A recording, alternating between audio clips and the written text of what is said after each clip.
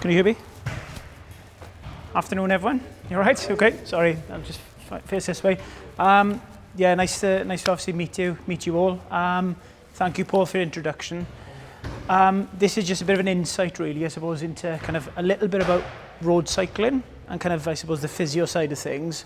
But it's obviously integrating it with Tecartherapy and why I tend to use a lot of Tecartherapy with, like I said, rehab conditions. It could be acute, it could be subacute, it could be chronic. So it's just, you know, the practical application of that in cycling, but also in my private practice as well. So it's a bit of both. All right. So I'll start there. Just to start with the boring bit, as everyone starts with an introduction. I'm not going to talk about myself. All right. Worked in multiple sports for years and years. Did NHS, various sports as the years have gone on. Worked in road cycling now for about coming up to 9 years with Team Sky, which is now Ineos Grenadiers. Always had a special interest with endurance sports, endurance athletes.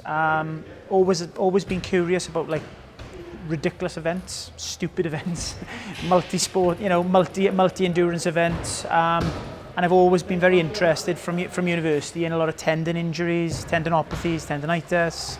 It's always something that's really interested me.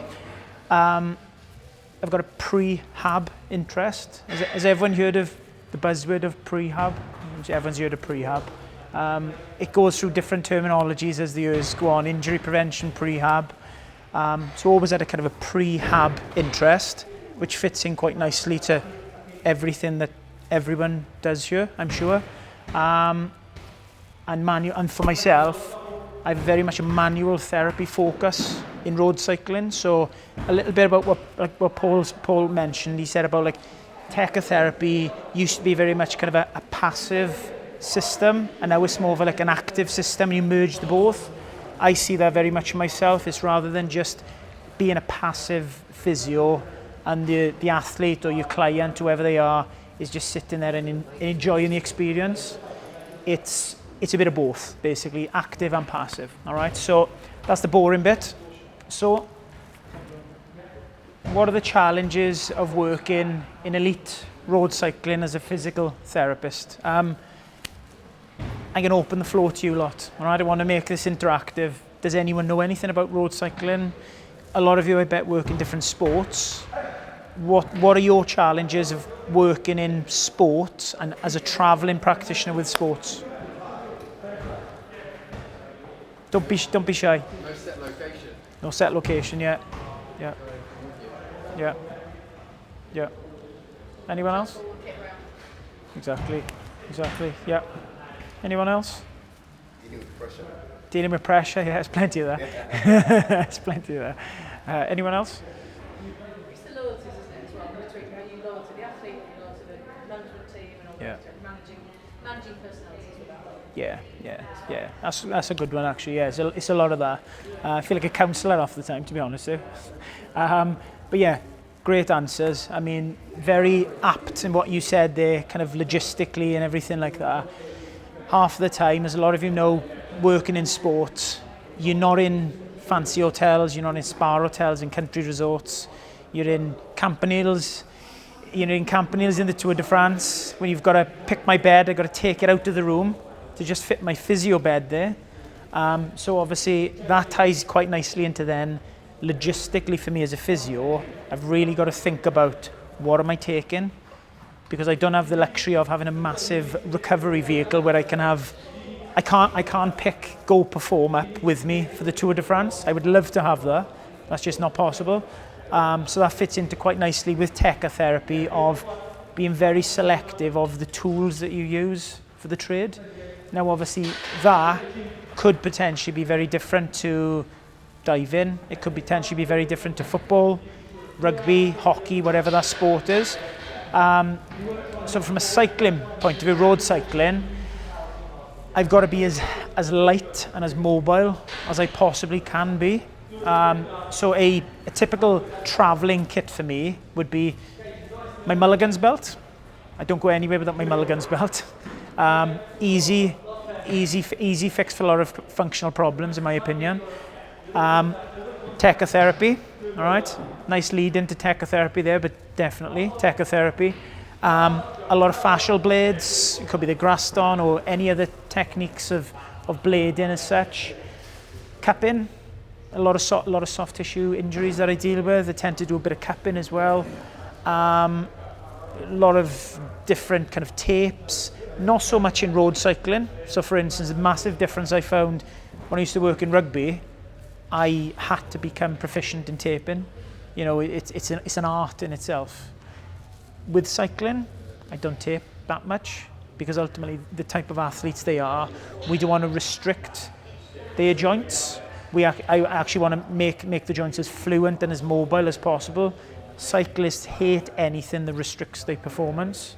Whereas you say you've got a rugby player, they want to take collision, they want to take trauma, they want their shoulder to be locked in, they want their knee to be locked in if they're a line-out jumper or something like that. Very different athletes in terms of what their requirements are. So that would be my general, if I'm being honest, my general kind of list of what I would carry.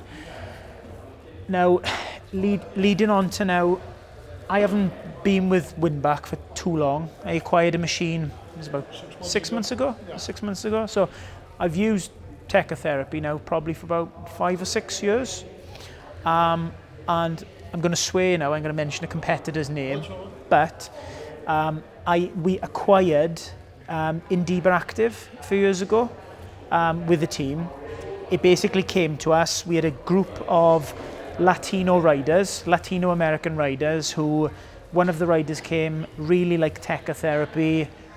We hadn't opened our eyes by then to what the technology actually was. So we acquired an Indiba machine. We used that over the years, and I'll hold my hand up. We didn't have a great education platform with it. With Indiba, it was basically, here's your machine, do what you want. It literally was a case of do what you want in the comfort of, you know, your own capabilities and everything like that. So obviously for me as a health practitioner, we all like a bit of structure. We like, you know, a little bit of evidence-based medicine. Not all, you know, you can't always depend on that, but you like to have a bit of educational support, a little bit of structure. Over the last few years then, I've been introduced to the Winback system, and honestly, it's completely different. My interactions with Indiba to Winback, it's Tecartherapy, but in terms of what's through the academy and the website, it's completely different. The machine alone for me as a practitioner is so much easier to use, I think, than an Indiba machine. It's just simple. You just don't have to think sometimes if you want to use it in clinic or on the road. It's so much simpler. Leading into your point, how mobile it is, it's completely different. The system we used to use was about 26 kilograms. So because we measured it once, we measured it in our service course once. And if I'm in a Campanile in the south of France, and I've got to walk up the steps because there's no lift, I got my suitcase, I got my physio bag, I got my physio bed, and I got a 26 kilo Tecartherapy machine. It's a no-brainer. Whereas with the team now, we had your back one, which is exactly the same technology. Measured at, I think it was 7.1 kilograms. So when I first started using it, I was like, oh my God, you carry this with one finger, this is unbelievable. But in terms of working in sport, so much more practical, and it does exactly the same as what our previous machine did as well. So that was a no-brainer, to be honest with you. So relating it more to cycling, we'll just move on to the next one there. I put that slide up there. Now, I don't know if anyone's aware of any evidence-based studies out there with epidemiology of injuries in road cycling or anything. I'm not sure if anyone's aware. The research that is out there, I've looked at it a few times and I'm like, where have they got that data from?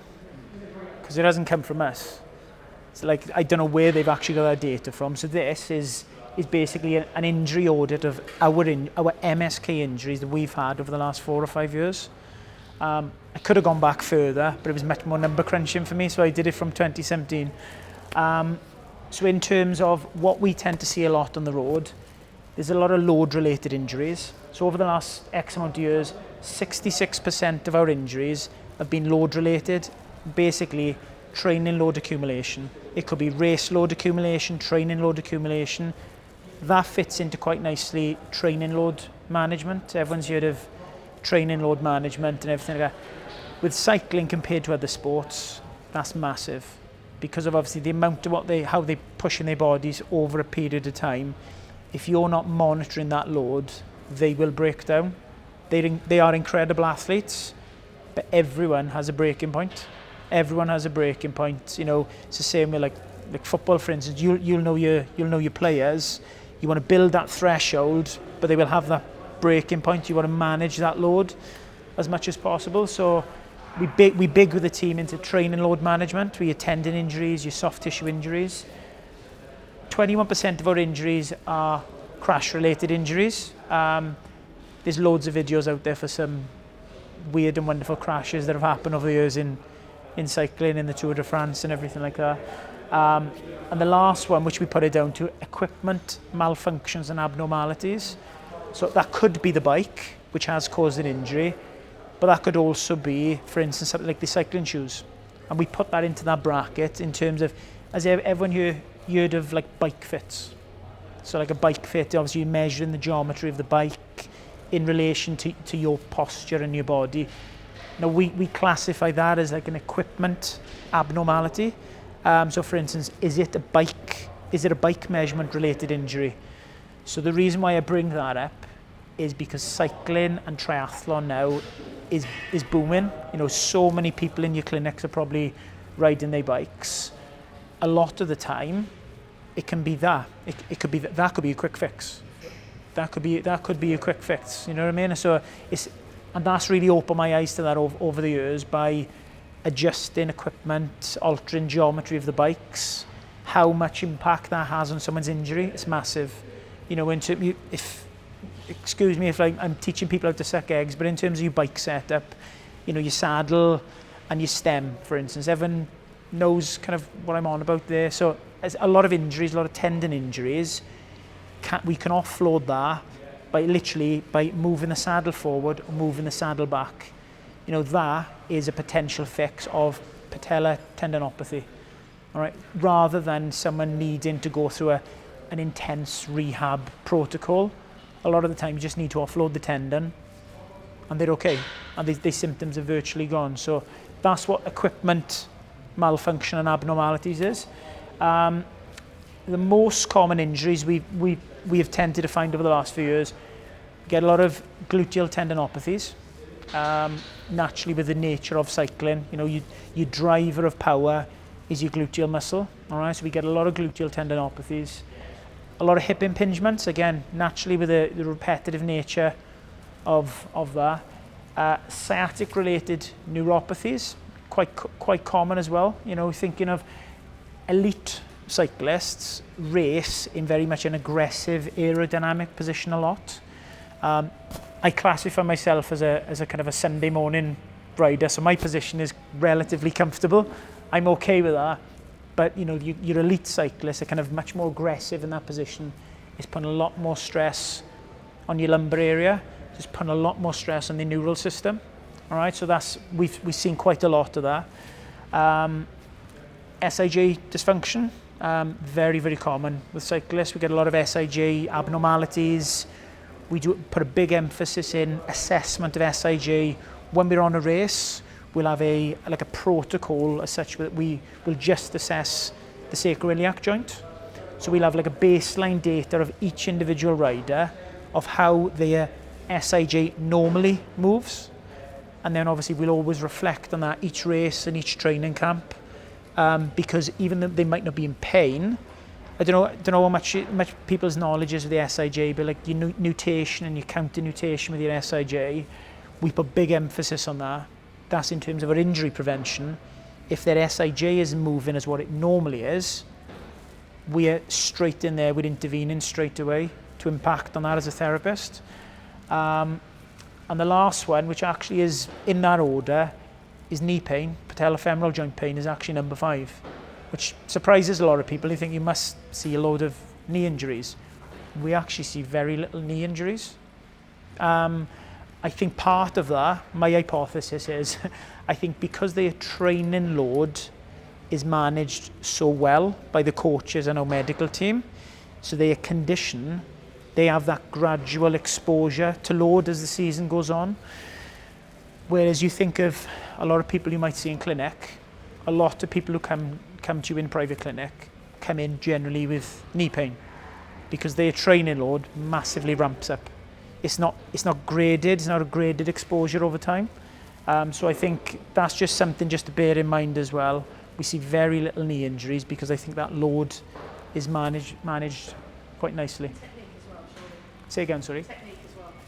Yeah, and technique, of course. Some cyclists, not they tend to Yes, yeah, exactly. You see some, I mean, it's interesting, maybe if you look at a cyclist with a bike when you're travelling, if you see anybody doing that, you know they're just not on a bike fit. Yeah. But you see a lot of this knees on it and overload, and it's kind of weird. It has taken on, but then the people that are diving into it, you know, they're not actually thinking about how they train, and therefore you're going to get things that are coming through. Yeah. But no, technique's a big thing. Yeah, no, it's just in terms of the knee, what kind of forces are going through that? For example, someone sprinting, it's about 6 times their body weight going through. Yeah. So I'm just wondering whether it's also a matter that it's not as much force going through. Yeah. As well. Yeah. Force. What are we talking about?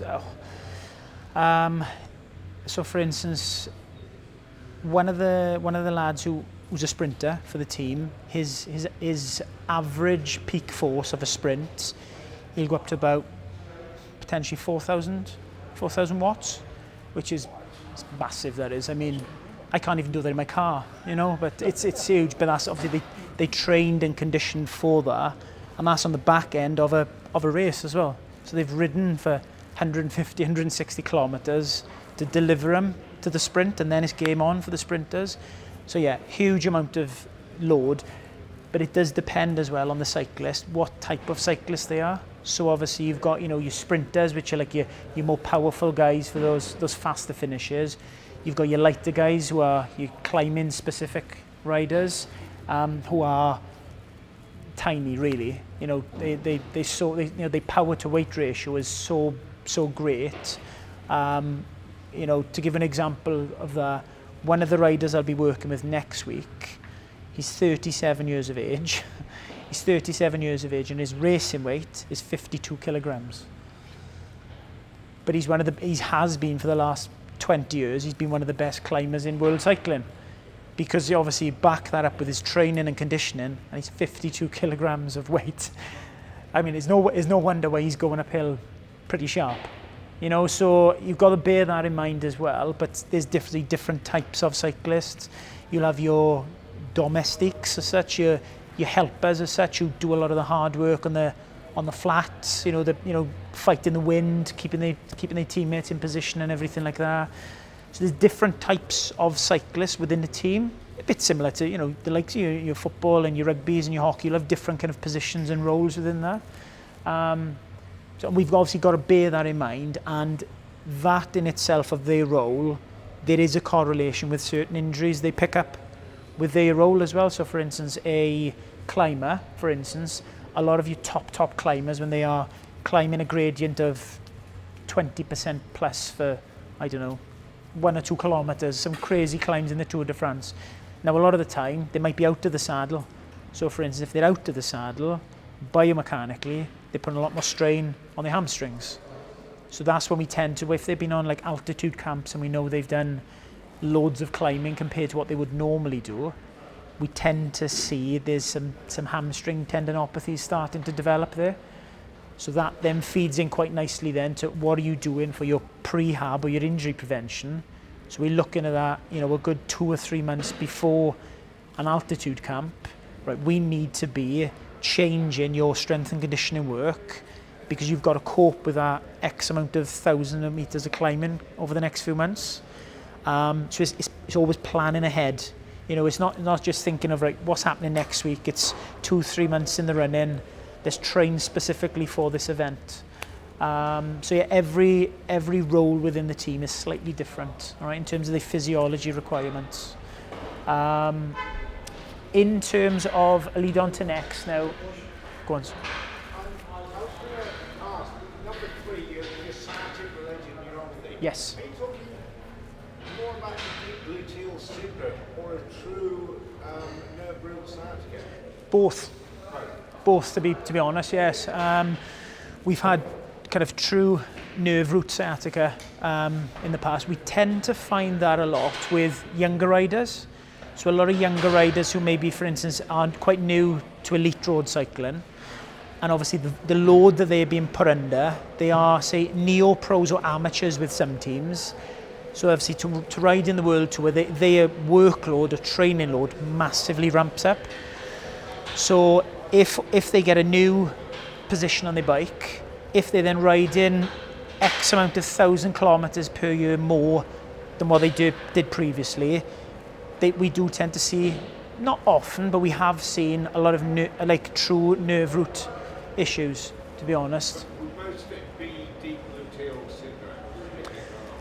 Again, we've seen a bit of everything, to be honest. Honestly, we've seen a bit of everything. So that fits into, again, training loads, the bike measurements, you know, that individual in terms of where they are in that part of the season as well. So, you know, everyone's aware of like periodization of training for any athletes. You know, they'll periodize. There'll be certain spikes in your season where you'll train more, you'll train less. Depending on where they are in the season, we could see a bit of everything. We tend to see a lot of like the gluteal, more kind of deep gluteal work start of the season. So when we start in the season, if they've come off a period of inactivity or not in full flow of training, we tend to see a lot of more of your gluteal through like December, January, February time. When they acclimatise to that condition on the bike, then they acclimatise to that, the condition is so much better, and from March, April, May onwards, those symptoms, they literally disappear. Obviously they'll have some other niggles going on, but those symptoms they might have found at the start of the season, the conditioning levels are so great, their bodies just physiologically adapt to those as time goes on. I mean, I always say this to everyone, like, take one of us here, you know, if we had a structured program as an elite cyclist, yes, we're not going to cope as an elite cyclist would, but if you had that structured training over, say, a 12-month period, your physiology is going to change. Your physiology, you may get your pains and your niggles and your aches, but your physiology over time will start to change. You'll adapt to that position, you'll adapt to that workload more and more. So what we tend to find, a lot of these injuries tend to be towards the start of the season. That's not to say they might not have one in during the season, but we tend to be very kind of heavy with injuries. Your January, February, March time, that's when we see a lot more injuries. Through the season then, it's very much about maintenance work for us, I suppose, as a team, because we know if we've done our job right from October, November, December with those guys building up that base of what they're working on, we shouldn't theoretically then be seeing a lot of your tendon and load issues in the thick of the season, if that makes sense. So yeah, anyway, did I see anyone else's hand creep up? You don't have any foot injuries there? You don't get a lot from... Not. We have had a few, but very few to be honest with you. Yeah, no, we don't tend to get a lot of foot injuries. With that in mind, a lot of recreational cyclists will get kind of foot and ankle issues. Now, in my experience, one of the main causes of that is a lot of recreational cyclists change their shoes a lot, and they also tinker a lot with cleat position, for instance. Whereas with the pros, they tend to just have a shoe because maybe they've got a sponsorship deal with a certain manufacturer, but they tend to always keep the same shoe. And their cleat positions are constantly remeasured every race. So you know with a good deal of certainty that cleat position and foot position is a constant throughout the season. Whereas, yeah, your recreational cyclist, and I've done it myself. I'm always tinkering, I'm always tinkering my cleats. I bring my cleats forward, I bring them back. That will change your biomechanics of your foot and your ankle. So I think with something like that, it's consistency. It's keeping, if you guys have patients, clients in your clinics and certain injuries are cropping up and they're a triathlete or a cyclist, for me, a lot of the time is going back to basics. Are you keeping things consistent? You want their training loads to vary, to improve, but all their interaction with their equipment of the bike, for me, that should stay the same. Once you've had your bike fit and they've advised you this is your ideal position, your optimal position, that's what you should stay with. But in my experience, a lot of people, I've taken my saddle up a bit, I've taken my saddle down, they're not checking the bike. The bike isn't getting checked, so measurements will naturally change. So yeah, if that answers your question, it's keeping things, particularly like your shoe, your foot, your cleat position, consistent. All right. Any other questions in terms of injuries? Obviously we have seen other injuries, but that's in that order. When I went through a bit of, our database, those were the 5 most common that we've seen over the last kind of 4 or 5 seasons. Yeah. So it leads into then, we hear obviously with Winback and Tecartherapy. Now, why is Tecartherapy relevant to Ineos as a team? So in terms of sport, your emphasis in sport, working as a medical team, you want your athletes to be available 100% of the time. If they're available 100% of the time, they can perform ultimately. So you mentioned about your pressures from your management and things like that. The management don't care if I'm using Tecartherapy, if I'm using my Mulligan's belt or whatever I'm doing. Is he ready? Is he ready? If he's not, when's he going to be ready by? So what I find, particularly for me with Tecartherapy and Winback, it's a massive plus for me. It's a massive, massive plus for your soft tissue injuries, your tendon injuries. By getting regular treatment with a modality such as this, is keeping those niggles they get massively at bay, massively at bay.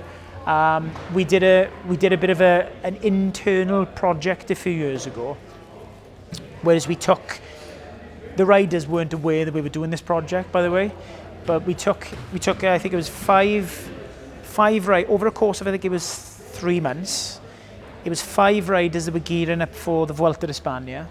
5 of them were using Tecartherapy frequently, and 5 of the riders, so it was a 10 rider long list leading up to the Vuelta.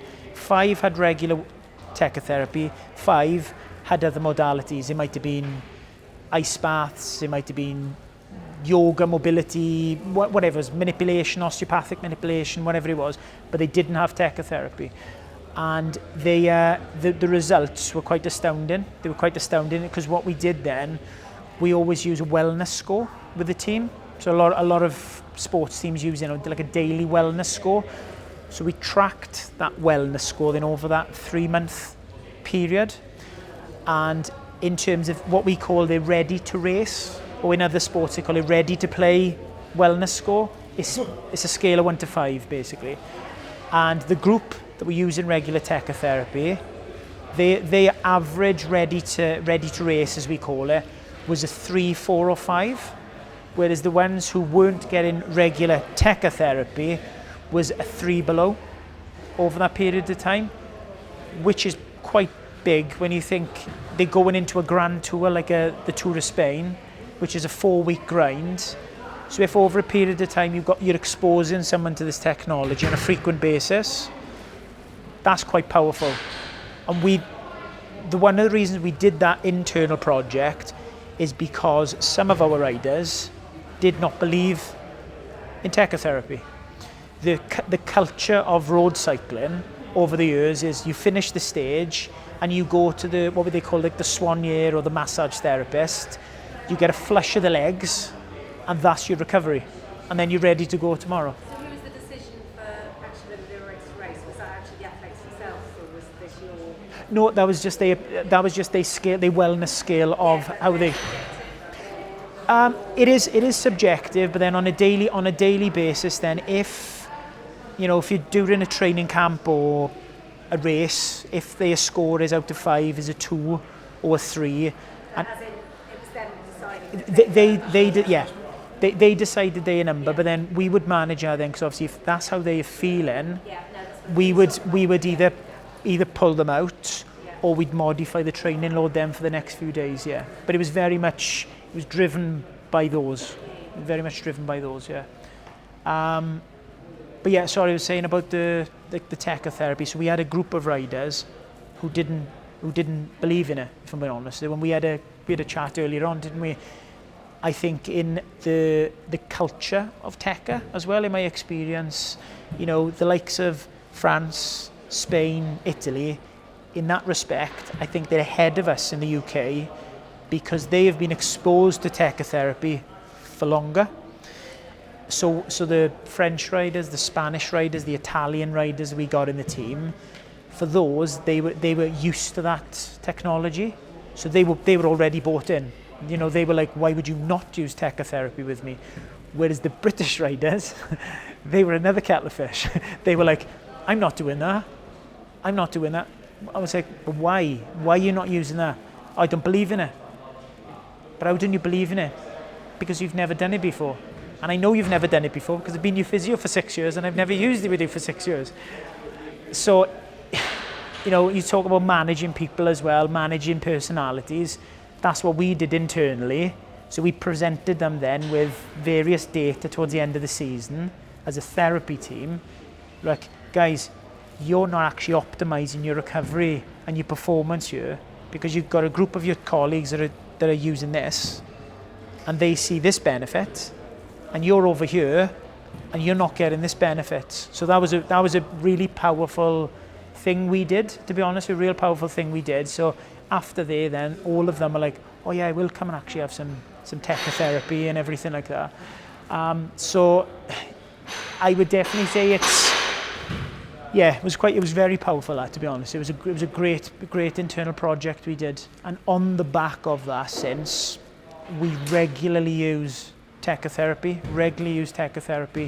as a team now. So on race, we'll always have a Tecartherapy machine with us. So obviously, as whoever the physio and osteopath is on the race, we will kind of, I suppose, be in charge, shall we say, of the prescription of what they get in with that Tecartherapy, when they get in it, how frequently they get in it, because obviously we know the riders so well. What we don't want to do with our riders is we don't want them to be dependent on the system. So that's a fine balance as well. Because if you've got someone then who really likes the system, you don't want them to be too dependent on that then. So I think the importance for me with Tecartherapy is using it in conjunction with all your other skill sets as well. All right, it's a brilliant piece of equipment, but with your S&C work, with your blading, with your osteopathic manipulations, for me, it should all encompass together, should all integrate together. Sorry, but you're working in a results-based system, and if that makes the difference for that individual, what's the problem with dependency? It's not healthy for elite athletes. No, it's in my opinion, man. It's because you can get them become very dependent on something. Now, it's an example a few years ago when we had the Indiba system. So we had one of the riders who was I think it was the Giro Italia. So he was relentlessly using the Indiba, the Tecartherapy. He was on race. He was coming to one of the key mountain stages, and the machine broke. And it was completely, it was like literally, luckily I wasn't on that race, so I didn't have to deal with that. But you know what I mean? That was kind of, for him, that was like a catastrophe. And actually his performances did dip over the coming days. We got the machine fixed and everything like that. Isn't that more psychological? Exactly, it is more psychological, and I think course it is, yeah. You want your athletes to be resilient, robust, physically and mentally, ideally. The strategy of recovery, the sportsman or the specialist? Historically with cycling, it's been the riders. Historically, it's the cyclists have been, this is what we want to do. There is an element of that now because, you know, ultimately you pick your fights. You pick your fights in elite sports. You don't say to one of your athletes, you're not doing this. And if they strongly believe in something, you've got to break down in communication. You obviously try and influence them as much as you can and show them the benefits of using other things as well, which is what we try and do. So we try and do it both ways. You know, if we'll have, like next year, we'll have a group of riders coming into the team who we're not aware of. Once we get to know those, one of those may have a belief system in, I don't know, ice baths. You know, could be something like ice baths is massively efficient for those. So we will, you know, we will accommodate that. Definitely, we will accommodate that because maybe that's something they've done for a few years. But then we'll try and open their eyes to other recovery strategies or other performance strategies as time goes on. But yeah, historically with cycling, it was very much dictated by the cyclist, and that was it. You know, I want to do this, I want to do that, and everyone's running round after the cyclist then because they get everything what they want. That has changed with cycling over the years with, you know, sports science and sports medicine influence. That has definitely changed now. I think Team Sky are very famous now. EOS have now famously started the kind of every inch matters, explore every avenue. Yeah. 1% gains here, there, whatever. Yeah. Yeah. I would imagine if these things show to be beneficial, then like I say, you try and influence the rider towards engaging. Yeah, definitely. I know there's, you know, the expression of there's more than one way to skin a cat, and it's true. I mean, there's different ways you can get an athlete to a optimal position.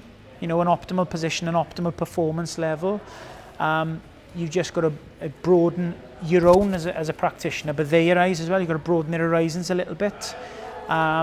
So yeah, if that makes sense. I think when you were talking about results, I think it's really important, but I also found that a lot of it is based on us as practitioners as well. Because we have different practitioners and we all have our way of working. This is how I work. We won't change. We only use this bit of equipment. And the athletes are the same in terms of personality, so it's been a challenge also, you know, for myself. I'm going to require that of the athletes that I'm working with to have a wider perspective of all the various modalities. And it's been a challenge for me also to become proficient in terms of those and to be able to present different ways to deal, because otherwise what does happen is you have that dependency.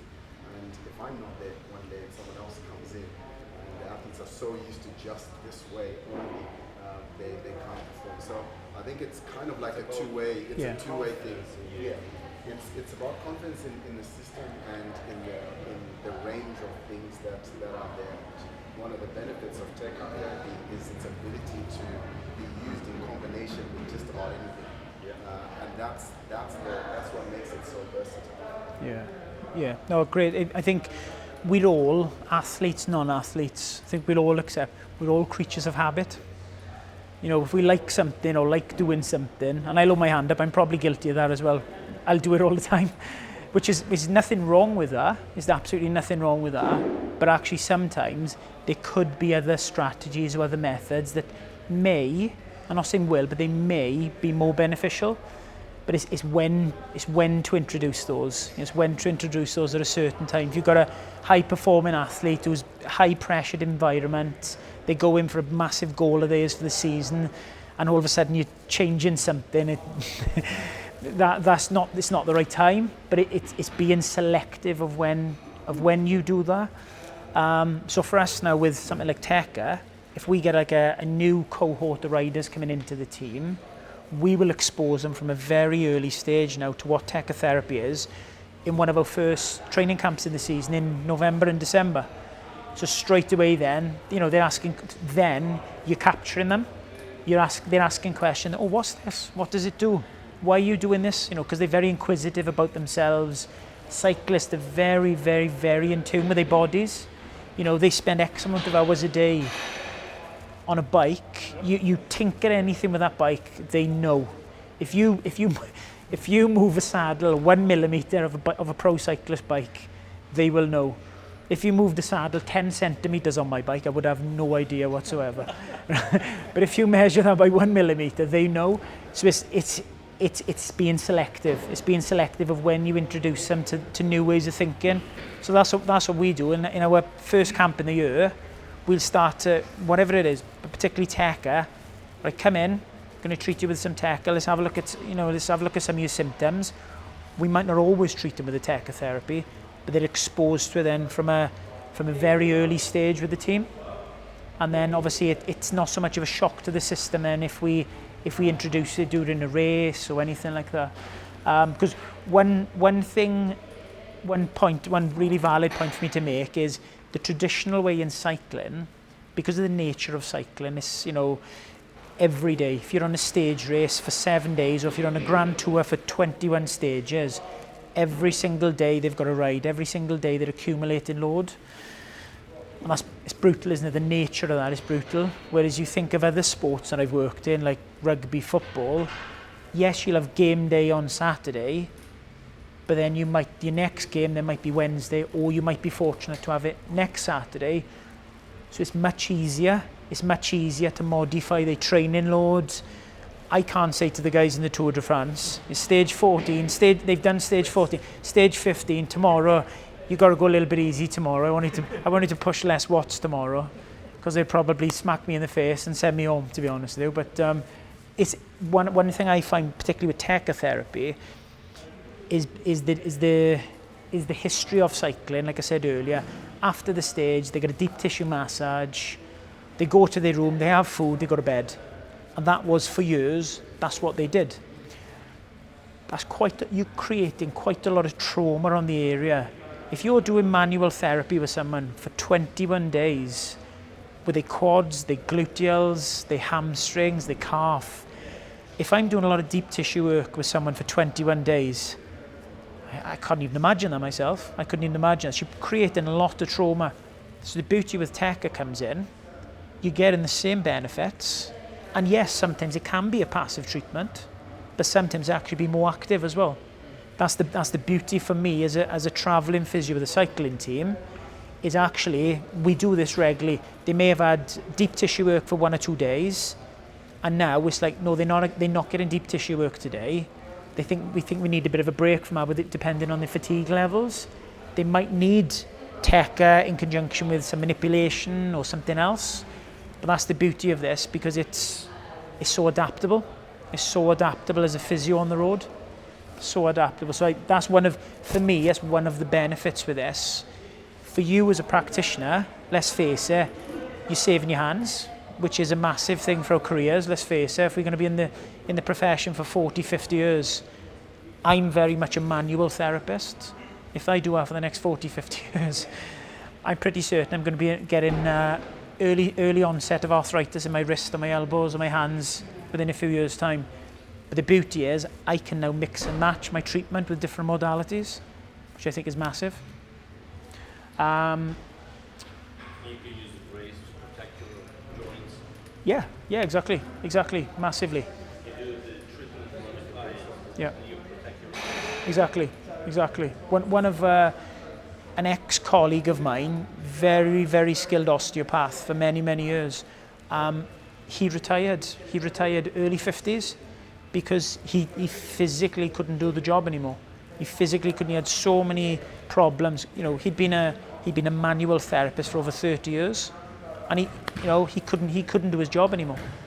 So you're thinking ahead as well. I know we hear talking about road cycling and the use of the system.